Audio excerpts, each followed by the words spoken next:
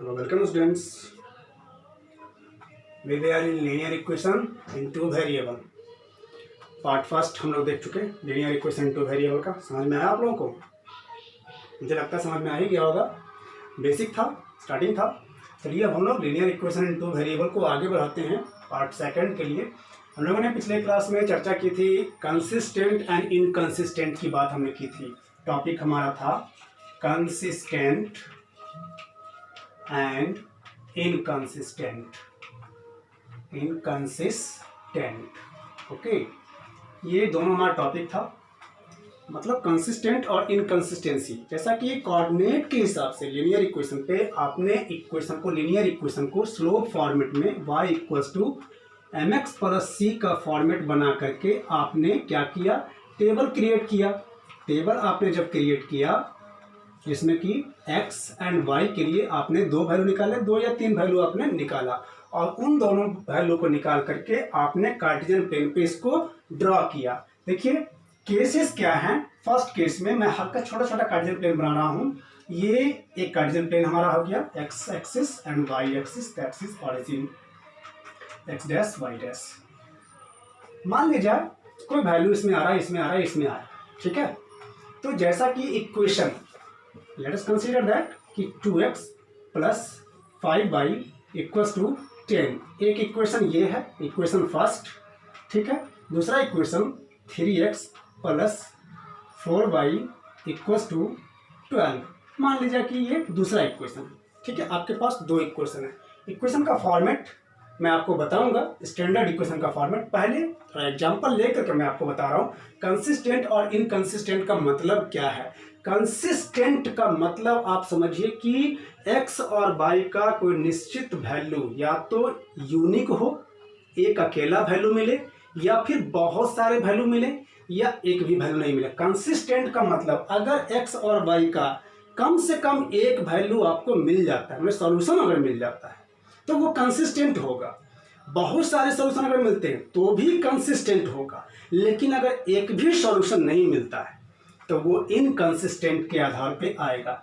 जैसा कि आप इक्वेशन देख रहे हैं, इस इक्वेशन के आधार पे अगर आपने कार्टेशियन प्लेन पे प्लॉट किया और इक्वेशन के लाइन को आपने ड्रॉ किया, मान लिया एक पॉइंट यहाँ मिला था, एक पॉइंट यहाँ मिला था, दोनों पॉइंट को आपने ज्वाइन कराया, इस तरह से ऐसे लाइन हुआ, ठीक है। फर्स्ट इक्वेशन का लाइन ध्यान रखिएगा, ये मान लिया फर्स्ट इक्वेशन का लाइन ऐसे आया और सेकंड इक्वेशन जो बनाया आपने इस प्रकार के फ्लॉट फॉर्मेट में लेकर के कार्टेशियन प्लेन पे ड्रॉ किया आपने, और सेकंड इक्वेशन जो है अगर इस तरह से किसी भी तरह से कम एक पॉइंट पे, देखिए ये दोनों लाइन जो है ए बी, मान ली नाम दे देते हैं हम ए बी, और ये सी डी, ठीक है। तो ए बी और सी डी कम से कम एक पॉइंट पे ये क्या किया, इंटरसेक्ट कर गया। तो एक पॉइंट पे जो इंटरसेक्ट किया तो यहाँ से हम परपेंडिकुलर ड्रॉ करेंगे एक्स एक्सिस पे और देखेंगे कि एक्स पे वैल्यू कितना है, और यहाँ से परपेंडिकुलर ड्रॉ करेंगे वाई एक्सिस पे तो देखेंगे कि वैल्यू कितना है, ठीक है। मान लीजिए, चलिए हम मान चलते हैं 1 और ये 2 मिला, ठीक है, और ये 1 और ये 2 मिला। इसका मतलब ये कि x का वैल्यू जो है यहाँ पे कितना मिल रहा है, x equals to 2 and y equals to 2। यहाँ पे कम से कम एक जगह ओनली वन पॉइंट पे जो इंटरसेक्ट किया, ये दोनों लाइन ऑफ इक्वेशन जो है, ये दोनों लाइन इक्वेशन जो अगर हो रहा है तो ये दोनों इक्वेशन का जो लाइन ऑफ ग्राफ है वो एक जगह पे सिर्फ एक ओनली वन पॉइंट पे इंटरसेक्ट किया, तो ये कहला गया आपको यूनिक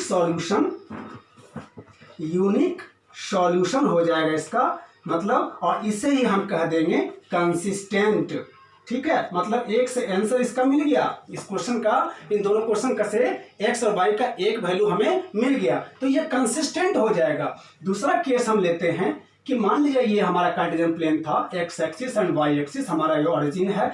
मान लीजिए मैंने पहले भी बताया था पिछले क्लास में कि ये एक लाइन हमारा आया, ठीक है, ये एक लाइन आया, फर्स्ट इक्वेशन का लाइन आया। फर्स्ट इक्वेशन का लाइन हमने कोऑर्डिनेट पॉइंट पे प्लॉट किया, अब प्लॉट करने के बाद ज्वाइन किया तो हमारा ये लाइन आया, ठीक है। और दूसरा इक्वेशन अगर इसी पॉइंट पे इसी लाइन पे अगर मिल जाए एकदम इस बिल्कुल इसी प्रकार से ओवरलैप कर जाए, मतलब लाइन जो है पहला इक्वेशन का लाइन पे दूसरे इक्वेशन का लाइन भी ओवरलैप अगर कर गया तो इसका मतलब देखिए क्या है, यहाँ भी पॉइंट मिल रहे हैं, यहाँ भी पॉइंट मिल रहे हैं, यहाँ भी पॉइंट मिल रहे हैं, यहाँ भी पॉइंट मिल रहे हैं, यहाँ भी पॉइंट मिल रहे हैं। तो हर जगह से एक्स एक्सिस पे हम ड्रा कर सकते हैं परपेंडिकुलर, हर जगह से एक्स एक्सिस पे ड्रा करेंगे, जहाँ से वहीं बाई पे ड्रा करेंगे, ये बाई पे ड्रा कर रहे हैं, बाई पे ड्रा कर रहे हैं, बाई पे ड्रा कर रहे हैं। तो देख रहे हैं हम लोग कि बहुत सारे सॉल्यूशन मिल रहे हैं। एक्स इतना है, अगर चलिए हम नेमिंग कर देते हैं 1 2 3 4 5, यहाँ से करते हैं 1 2 3 4 5, इस तरह से कर दिया।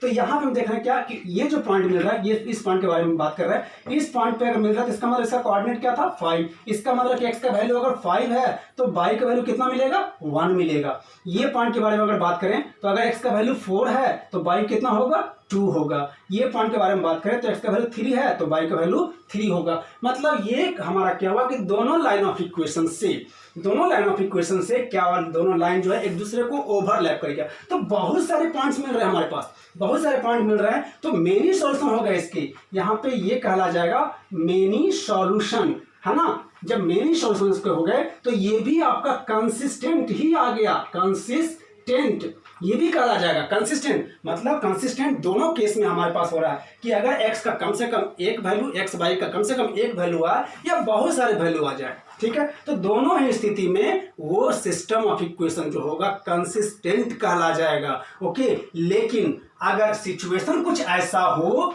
कि मान लीजिए हमारे पास जो है, अगर सिचुएशन कुछ इस प्रकार से आ गया कि ठीक है, मैंने पहले ही बताया था थोड़ा सा कि ये लाइन ऐसे आया और दूसरा इक्वेशन का लाइन जो है इसके पैरेलल में ड्रा हो गया, ठीक। इसके पैरेलल अगर ड्रा हो गया तो दोनों के बीच में कहीं पे पॉइंट ऑफ इंटरसेक्शन नहीं है, कहीं भी पॉइंट ऑफ इंटरसेक्शन नहीं है। इसका मतलब आखिर किस पॉइंट पे मिला, पॉइंट पे मिलेगा तब ना हम उसका सोल्यूशन बताएंगे कि हाँ इसका सोल्यूशन ये है, एक्स का वैल्यू इतना आया, वाई का वैल्यू इतना होगा। लेकिन ये तो पॉइंट कहीं मिल ही नहीं रहा है, तो ये लाइन क्या हो गया, पैरेलल लाइन हो गया, ठीक है। जब ये पैरेलल लाइन हो गया इसका मतलब यही कहला जाएगा आपको इनकंसिस्टेंट।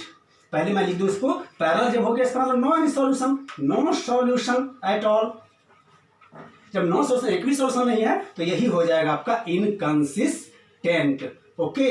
ये इनकंसिस्टेंट हो गया। तो इनकंसिस्टेंट सिर्फ एक ही केस में, जब ग्राफ जो होगा लीनियर इक्वेशन का, दोनों लीनियर इक्वेशन का मतलब फर्स्ट इक्वेशन और सेकंड इक्वेशन, दोनों लीनियर इक्वेशन का ग्राफ अगर पैरेलल लाइन बन जाता है, अगर पैरेलल लाइन बनता है तो इसका मतलब उसके पास कोई सॉल्यूशन नहीं है, और कोई सॉल्यूशन नहीं है, दैट्स व्हाई ये हमारा क्या हो गया, इनकंसिस्टेंट हो गया। तो कंसिस्टेंट और इनकंसिस्टेंट शायद आपको समझ में आ गया होगा कि कंसिस्टेंट का मतलब कि कम से कम एक पॉइंट पे इंटरसेक्ट करे दोनों लाइन ऑफ इक्वेशन या बहुत सारे पॉइंट पे इंटरसेक्ट करे तो कंसिस्टेंट, और अगर किसी भी जगह पे इंटरसेक्ट नहीं करे तो क्या कहला जाएगा हमारा इनकंसिस्टेंट। चलिए अब कंसिस्टेंसी के बाद हम लोग अगला टॉपिक लेते हैं, एक एग्जांपल हम इसको सॉल्व करेंगे। अभी हम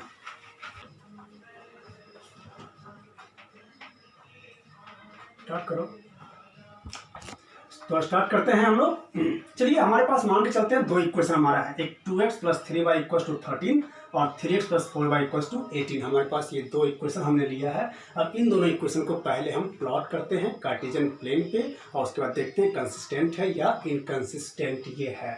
सबसे पहले हम फ्रॉम इक्वेशन फर्स्ट कहेंगे, लिखेंगे हम कि ग्राफ ऑफ इक्वेशन, क्या है इक्वेशन फर्स्ट, 2x + 3y = 13। तो यहाँ पर जैसे कि y के फॉर्मेट में आपको मैंने कहा था चेंज करने के लिए स्लोप के फॉर्मेट में, यहाँ से हम लोग क्या कर लेते हैं 3y = 13 - 2x, hence y = 13 - 2x/3 किया जाएगा। अब हम करेंगे लेट कंसीडर करेंगे हम लेट x हम मान के चलते हैं 1 से स्टार्ट करते हैं। थोड़ा सूटेबल भी आपको लेना है, देख करके चलना है, जो हमारा वैल्यू आ जाए वो ईजियर आ जाए। तो देखिए अगर 0 रखते हैं, अगर 0 रखेंगे तो ये 0 बनेगा, 13/3 आएगा, फ्रैक्शनल वैल्यू हो जाएगा। आगे बढ़ते हैं 1 लेते हैं तो 13 - 2 11 आएगा, 11/3 आपको क्या हो जाएगा, वो भी फ्रैक्शनल हो जाएगा।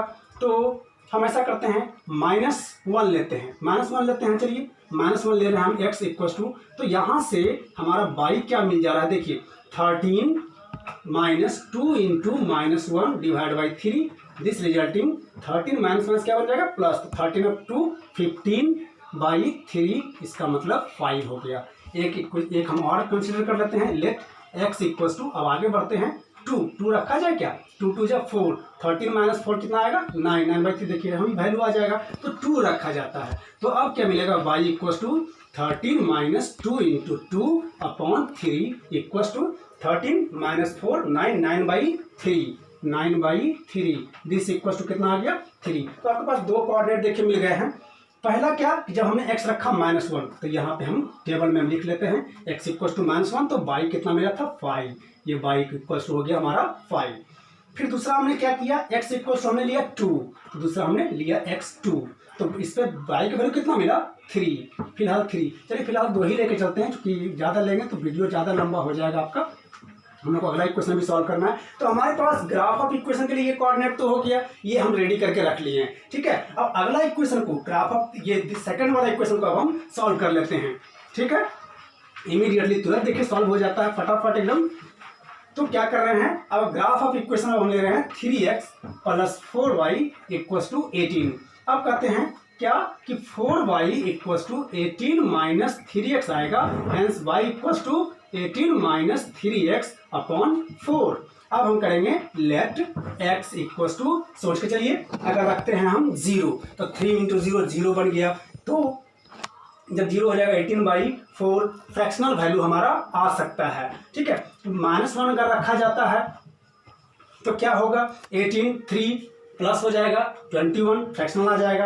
1 रखा जाए 18 माइनस 3 आएगा, 18 माइनस 3 कितना आएगा 15, 15/4 आ जाएगा। आप ऐसे कुछ भी वैल्यू ले सकते हैं। चलिए मैं 1 ही रख के लेके चलता हूँ। अगर 1 रखा गया तो 1 रखा गया तो इससे y का वैल्यू कितना मिल गया, देखिए 18 minus 3 into 1/4 equal to 18 minus 3 15, 15/4 equal to कितना आ जाए, आ गया लगभग, आप देख सकते हैं 4 4 3 12/3.047, इट मीन्स अप्रॉक्सीमेटली 3.7 के आसपास ही आया।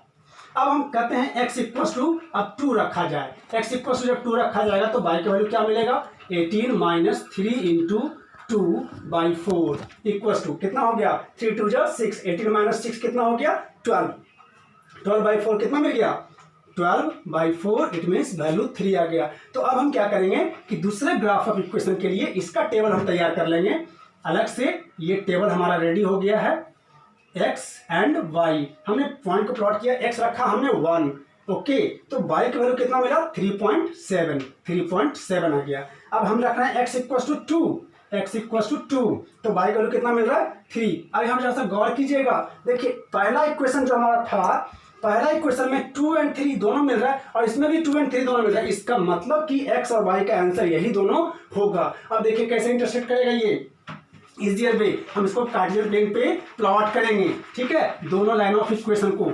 तो सबसे पहले हमारा कार्टेशियन प्लेन, मैं इसको मिटा देता हूं।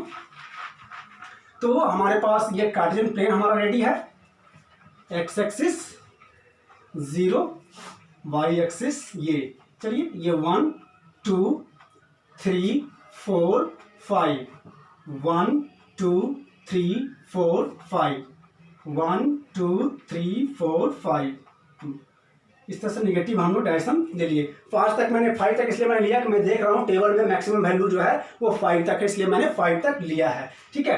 तो y पे हमारा हमको 5 है, इसको डिनोट कर लेते हैं 1 2 3 4 एंड 5। इधर नेगेटिव कोई है, नेगेटिव भी है तो हम नेगेटिव भी ले लेते हैं माइनस में, -1 -2 -3 एंड सो ऑन। ये 1 2 3 4 5। तो पहला लाइन ऑफ इक्वेशन जो हमारा था, पहला कोऑर्डिनेट देखिए x होगा कितना -1 एंड 5, x पे -1 है, y पे 5, इसका मतलब इसके सामने ये रहा आपका पहला पॉइंट, ओके।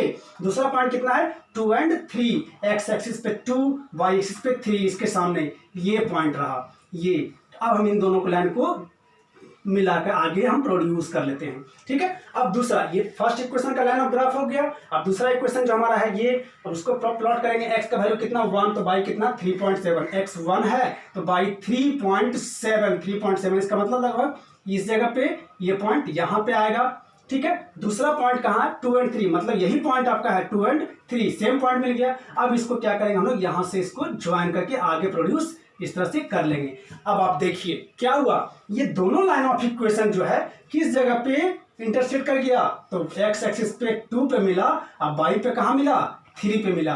तो इसका मतलब ये पॉइंट जो हो गया, इसलिए हम कर सकते हैं x equals to 2 and y equals to 3 and hence इसका सिर्फ एक ही सॉल्यूशन मिला। तो इसे it has unique solution, it has unique solution and hence it is consistent। ये कंसिस्टेंट है। तो इस प्रकार से एग्जांपल के तौर पे आप इसको समझ सकते हैं। ग्राफ पे हमने प्लॉट कर दिया, आपको दिखा दिया कि इस तरह से कंसिस्टेंट है या फिर नहीं है। तो कंसिस्टेंसी और इनकंसिस्टेंसी को लेकर के आपके पास जो भी कंफ्यूजन होगा, मुझे लगता है शायद इस चीज को देख करके, इस एग्जांपल को समझ करके आप समझ ही गए होंगे। अब इसका अगला पॉइंट, अगला प्रोसेस सिंपलर वे में कैसे बिना ग्राफ ड्रॉ किए हुए हम बता देंगे कि कंसिस्टेंट है या इनकंसिस्टेंट है, मेनी सॉल्यूशन है या यूनिक सॉल्यूशन है या नो एनी सॉल्यूशन है। लेकिन अगले पार्ट में आप तब तक के लिए हमारे साथ बने रहिए। लीनियर इक्वेशन के लिए पार्ट 3 के लिए मुझे दीजिए। देखिए पसीना भी आ रहा है, बहुत ज़्यादा गर्मी का मौसम है। Okay, good bye.